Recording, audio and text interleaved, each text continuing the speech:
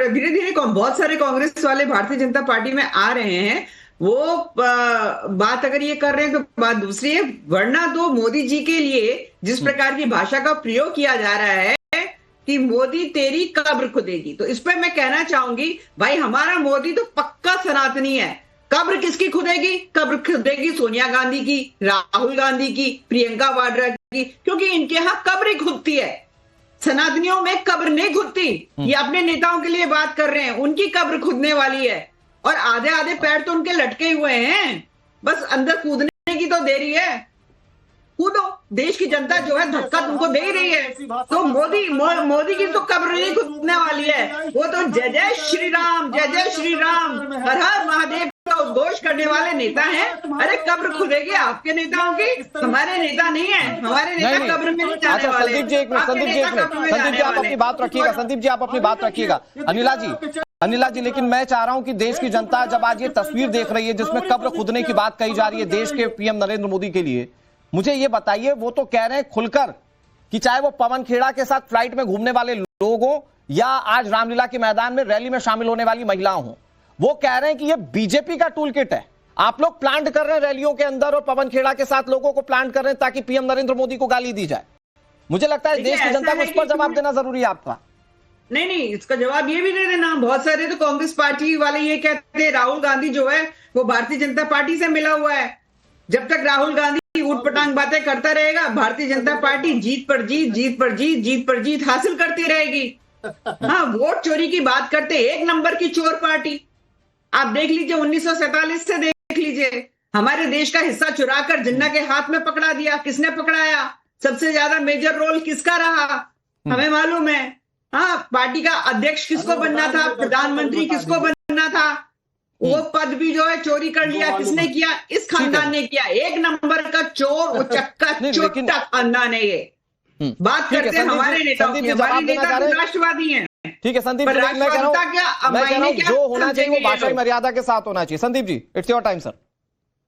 बिल्कुल अनुराग जी, बिल्कुल मैंने यही बात कही कि इस तरीके की भाषा का कांग्रेस समर्थन नहीं करती, लेकिन आपके चैनल पर भाजपा की जो है ऑफिशियल प्रवक्ता किस तरीके के किसी के पैर लटका हुआ है वो तो जाने वाला है। अरे किसी की मौत की कामना करिएगा, मतलब सोनिया गांधी जी की मौत की कामना कर रही है आपके चैनल पर बैठकर, इससे ज्यादा बेशर्मी क्या हो सकती है सर? और ये प्रदर्शित करता है कि इन्हीं के कार्यकर्ता है, इनका टूल किट है, इसका इस्तेमाल ये मुद्दे से भटकाने के लिए करते हैं। और ये लगातार तभी इनके पास तुरंत वीडियो आ जाएगा, हमारे पास नहीं वीडियो आएगा, तुरंत वीडियो आएगा, तुरंत चलेगा और ये जो है डिस्कोर्स चेंज कर देंगे, बहस का मुद्दा चेंज कर देंगे। भाई बिहार वाले का क्या हुआ बताइए? वो कब जेल जाएगा?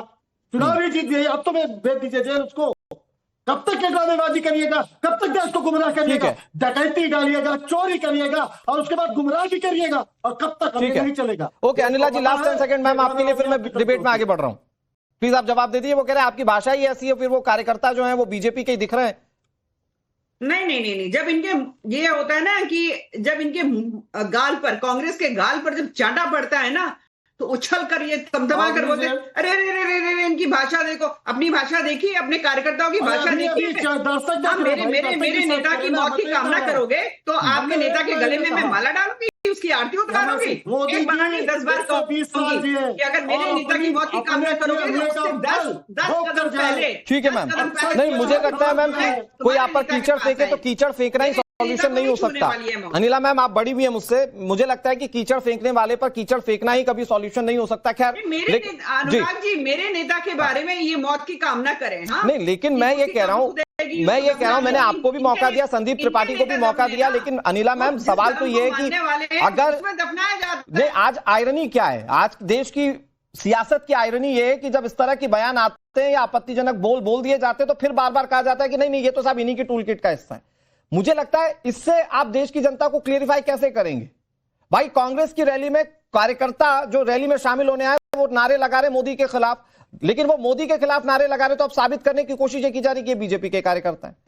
ये जो भ्रामक स्थिति है ना, मुझे लगता है कि ये बहुत ज्यादा क्वेश्चनेबल है। ठीक है, खैर आप इस पर जवाब देते रहेंगे, मैं थोड़ा सा चर्चा में आगे बढ़ता हूं और समाजवादी पार्टी के प्रोफेसर साहब के पास चला जाता हूं, अशोक यादव जी के पास। अशोक यादव जी, लेकिन आपको नहीं लगता कि आज बीजेपी प्रोग्रेसिव पॉलिटिक्स कर रही है?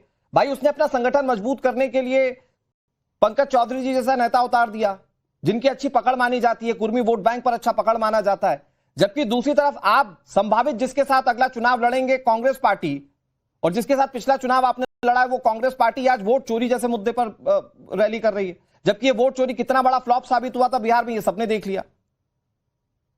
नहीं अनुराग जी, देखिए अगर वोट चोरी के मुद्दे पर अगर वोट नहीं मिला तो इसका ये मतलब नहीं कि सरकार वोट चोरी नहीं कर रही है। वोट चोरी तो हो रही है और वोट चोरी का मुद्दा भी हम लोग लगातार उठाते रहेंगे जब तक कि वोट चोरी बंद नहीं होगी। और दूसरी बात देखिए, भारतीय जनता पार्टी की तैयारी, पिछले लोकसभा इलेक्शन में अशोक यादव जी आपका परफॉर्मेंस कैसे अच्छा हुआ? तब भी तो वोट चोरी की होगी बीजेपी ने। जनहित के बहुत सारे मुद्दे होते हैं अनुराग जी, जिसको उठाने पर कभी-कभी तो जनहित के मुद्दों पर वोटिंग हुई और अगर बीजेपी को मिला तो वोट चोरी हो गई, मतलब ये मामला है। आ रहा हूं संदीप जी, आ रहा हूं एक एक करके ना, एक एक करके। हाँ अनुराग जी देखिए, बहुत सारे मुद्दे होते हैं जो जनहित के मुद्दे होते हैं, जिनको उठाने पर कभी कभी लाभ नहीं मिलता है पार्टियों को, लेकिन इसका यह मतलब नहीं कि जनहित का मुद्दा बेकार है अनुराग जी। दूसरी बात देखिए, भारतीय जनता पार्टी की तैयारी को लेकर के आपने कहा कि बहुत अच्छी तैयारी चल रही है, पंकज चौधरी जी प्रदेश अध्यक्ष हो गए, ये वो। देखिए 1975 में एक मूवी आई थी दीवार, उसका डायलॉग आपको याद होगा जिसमें विजय कहता है कि आज मेरे पास गाड़ी है, बंगला है, बैंक बैलेंस है, क्या है तुम्हारे पास? तो रवि कहता है कि मेरे पास मां है। वही स्थिति है आज भाजपा, क्या भाजपा के पास अडानी है, अंबानी है, कप सिरप माफिया है, चुनाव आयोग है और तमाम चुनाव में बांटने के लिए पैसे का अंबार है।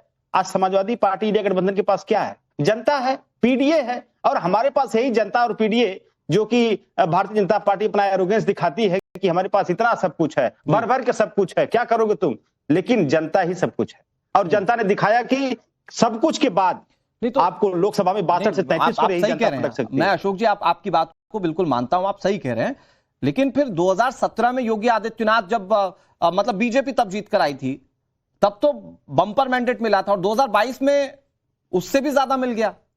तो जनहित के मुद्दों पर हुआ वोट या फिर कोई और मामला था? फिर ये वोट चोरी था? ये अनुराग जी देखिए, जनहित का मुद्दा है। एक मेरे पास सर्वे है एक बड़े अखबार का है कि जिसमें 1 दर्जन कंपनियां हैं ऐसी, जैसे HDIL है, रेडियस है, स्टेट है, SR पावर है, ऐसी 1 दर्जन कंपनियां हैं अनुराग जी, जिनका किसी का 96% बैंक लॉस, किसी का 97% बैंक लॉस, किसी का 79% बैंक लॉस। ये सारी कंपनियां बैंक से लोन लेती हैं और बैंक का 96% तक लॉस करके इसको अडानी खरीद लेता है, अडानी ग्रुप खरीद लेता है। ये बैंक का लॉस है, सरकारी बैंकों का लॉस है, हजारों करोड़ रुपए का लॉस है अनुराग जी। और इसका फायदा किसको मिल रहा है? अडानी को। लॉस किसको हो रहा है? बैंकों को। तो क्या हमें मुद्दा उठाना बंद कर दें? खैर वो तो सिद्धरामैया की सरकार में भी ये बात सामने आई थी कि जो गाड़ियां खरीदी जा सकती थी कम पैसे में, उसको बड़े बड़े पैसे देकर हायर किया गया था। तो खैर वो तो उस सरकार में भी कुछ चीजें हैं और संदीप त्रिपाठी जी हंस भी रहे हैं। खैर संदीप जी इस पर जवाब दे दीजिएगा, लेकिन अशोक जी मैं फिर से वही सवाल आपसे पूछ रहा हूं